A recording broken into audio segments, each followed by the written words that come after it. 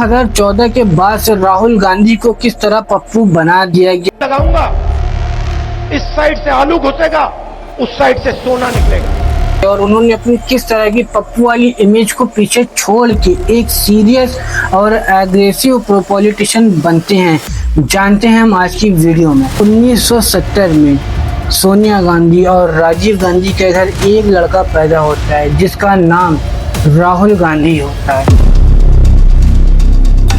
राहुल गांधी जब थोड़े से बड़े होते हैं तो उनकी पढ़ाई होती है दिल्ली के एक हाई स्कूल से। जब वो पढ़ रहे होते हैं उसी बीच आ जाता है 1984 का वो इंसिडेंट जब देश की पहली महिला प्रधानमंत्री यानी कि इंदिरा गांधी की हत्या कर दी जाती है उन्हीं के गार्ड के थ्रू।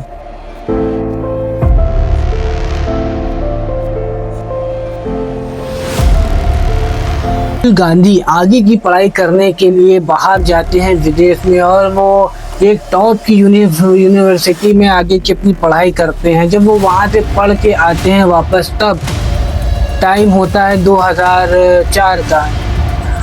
जब राहुल गांधी वापस पढ़ाई करके इंडिया आते हैं तो उस टाइम पे देश में बीजेपी यानी एनडीए की सरकार चल रही थी। तब एक ऐसा टाइम था कि सोनिया गांधी ने एक एनडीए को हराने के लिए यूपीए अलायंस बनाया हुआ था जिसमें काफ़ी बड़ी बड़ी रीजनल पार्टी शामिल थी। अब राहुल गांधी को कोई पॉलिटिक्स में इंटरेस्ट पहले से नहीं था, लेकिन उनको कांग्रेस के जो बड़े बड़े लीडर थे जैसे कि गुलाम नबी आज़ाद, इन लोगों के कहने पर अमेठी में 2004 में इलेक्शन लड़ाया जाता है, जो कि अमेठी कांग्रेस का गढ़ भी रह चुका है। अमेठी में जब राहुल गांधी चुनाव लड़ते हैं तो वहाँ बहुत आसानी तरीके से जीत भी जाती हैं।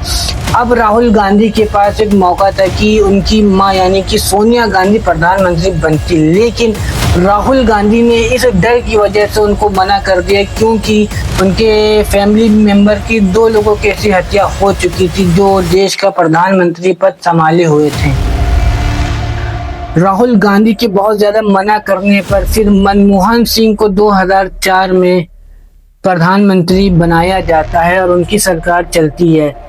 खैर, अभी तक के राहुल गांधी को कोई भी पॉलिटिक्स में इस तरह से इंटरेस्ट नहीं था। उन्होंने कहा कि मैं यूपी में अपने संगठन को मजबूत करूंगा, जबकि यूपी में कांग्रेस की हालत कोई खास अच्छी नहीं थी। अब यहाँ से शुरू होता है राहुल गांधी का पॉलिटिक्स में बने रहने का सफ़र। धीरे धीरे टाइम बीतता जाता है और आ जाता है साल 2009।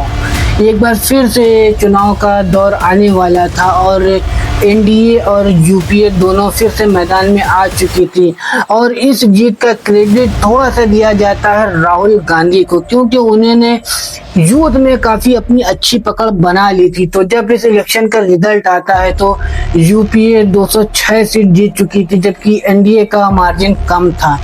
अब अगर चाहते राहुल गांधी तो यहाँ पे खुद प्रधानमंत्री बनते या अपनी माँ को प्रधानमंत्री बनाते यानी सोनिया गांधी को, लेकिन राहुल गांधी ने ऐसा नहीं किया। उन्होंने एक बार फिर से मनमोहन को ही आगे कर दिया।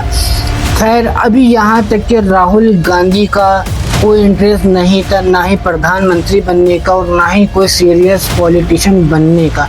लेकिन जब धीरे धीरे टाइम आता है और 2012 का चुनाव आता है जिसमें नरेंद्र मोदी जो है गुजरात में एक अच्छे मार्जिन से जीत जाते हैं, तो आता है 2013। अब कांग्रेस के ऊपर बड़े बड़े एलिगेशन लगने शुरू हो गए थे कि जैसे कि देश का सबसे जो खतरनाक कांड हुआ था वो निर्भया था और इसके अलावा भी 2G स्कैम घोटाला और काफ़ी घोटाले चल रहे थे। उसी दौर में हिंदुस्तान की आवाम को एक सपना दिखाया जाता है कि वो जिताएंगे, भाजपा को बहुमत दिलाएंगे, तभी तो अच्छे दिन आएंगे। अगर बीजेपी सत्ता में आती है तो वो उनके बैंक अकाउंट में 15-15 लाख रुपए ट्रांसफ़र कर देगी, ब्लैक मनी वापस आ जाएगा, पेट्रोल डीजल की कीमत बहुत ज़्यादा कम हो जाएगी, महंगाई घट जाएगी, खुशहाली आएगी, किसान और अमीर होगा, गरीबों के पास और अच्छा इनकम सोर्स होगा, जो हवाई चप्पल पहनते हो हवाई जहाज से जाएगा। ये काफ़ी सपना बेचा गया था और उस टाइम की जनता कांग्रेस के शासन से ऊब भी चुकी थी, तो उन्होंने देश को मौका दिया कि राहुल गांधी की बात पे ना विश्वास करके अब एनडीए के ऊपर उन्होंने देशवासियों ने दांव लगाया और उस इलेक्शन में एनडीए और बीजेपी की सीट 283 पार पहुंच गई थी। लेकिन 2014 से पहले बीजेपी और एनडीए को पता था कि हो सकता है 14 के बाद प्रधानमंत्री की कुर्सी पर राहुल गांधी बैठे, तभी उन्होंने राहुल गांधी की छवि खराब करने के लिए उनकी ऐसी ऐसी फोटोज और ऐसे ऐसे बयानों को वायरल करना शुरू किया। क्योंकि उस टाइम पे जियो नया नया लॉन्च हुआ था और फ्री दे रहा था, जिस टाइम पे लोग जियो के जरिए इंटरनेट काफ़ी चलाने लगे थे। अब जैसे उस टाइम पे किस तरह से राहुल गांधी की इमेज खराब करेगी, आप इनके ये वीडियो से देख सकते हैं। टीन लगाऊंगा, इस साइड से आलू घुसेगा, उस साइड से सोना निकलेगा। जबकि ये बात राहुल गांधी नहीं कही थी, ये बात उन्होंने नरेंद्र मोदी की कोट करी थी, जो उन्होंने एक इलेक्शन के दौरान कहा था।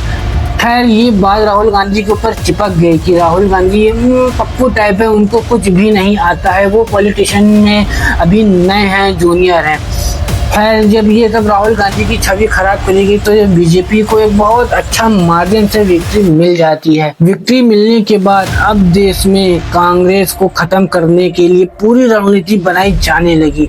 अब कांग्रेस मुक्त भारत की बात होने लगी। जहां जहां भी कांग्रेस की सरकार थी, वहां पे बीजेपी बहुत आसानी से शुरू कर दिया।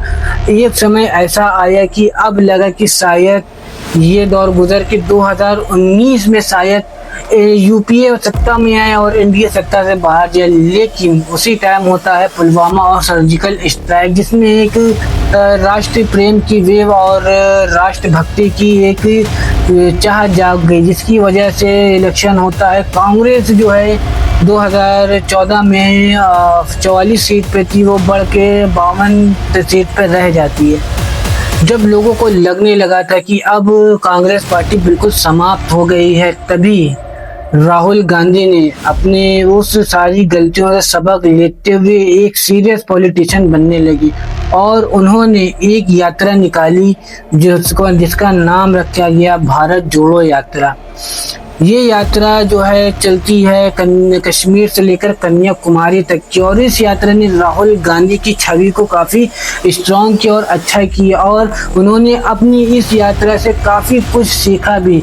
और जैसे ही ये यात्रा पूरी होती है, उसके बाद जो इलेक्शन होता है कर्नाटका में, उसका असर उनको सीट में तब्दील होता हुआ दिखता है। यात्रा करते हैं और इस यात्रा से फिर से एक बार वो लोगों के बीच डायरेक्ट जाके कनेक्शन बनाते हैं। अब टाइम आ गया था 2024 का, जब असली इम्तिहान की घड़ी थी। तब राहुल गांधी बहुत ही ज़्यादा अग्रेसिव कैंपेन करते हैं और इनका ये नारा कि बीजेपी अगर सत्ता में आई तो वो संविधान को बदल देगी, 400 सीट पाने के बाद संविधान को ये खत्म कर देंगे। ये नारे ने बीजेपी को काफी लॉस किया और कांग्रेस को काफी फायदा है, क्योंकि कांग्रेस ने ये सोचा कि जो उसका कोर वोट था, दलित, ओबीसी, मुस्लिम, जो उनसे कहीं ना कहीं छूट के बीजेपी के पास जा चुका था। लेकिन 2024 में वो बैक आता है, संविधान और अपना आरक्षण को बचाने के डर के मारे वो वापस आता है, और उसका असर ये होता है कि जो 10 साल में कांग्रेस के पास कोई भी लीडर ऑफ ऑपोजिशन नहीं था, एलओपी नहीं था, वो फाइनली अब राहुल गांधी की उसकी पोजीशन बनने वाली थी। और उसके बाद से लेकर आज तक के राहुल गांधी ने पेड़ पीछे मुड़ के नहीं देखा। जो किसी टाइम पर राहुल गांधी को पप्पू कहा जाता था, अब वो पप्पू वाली इमेज बिल्कुल खत्म हो चुकी है। अब राहुल गांधी एक सीरियस और मैच्योर पॉलिटिशियन हो गए हैं।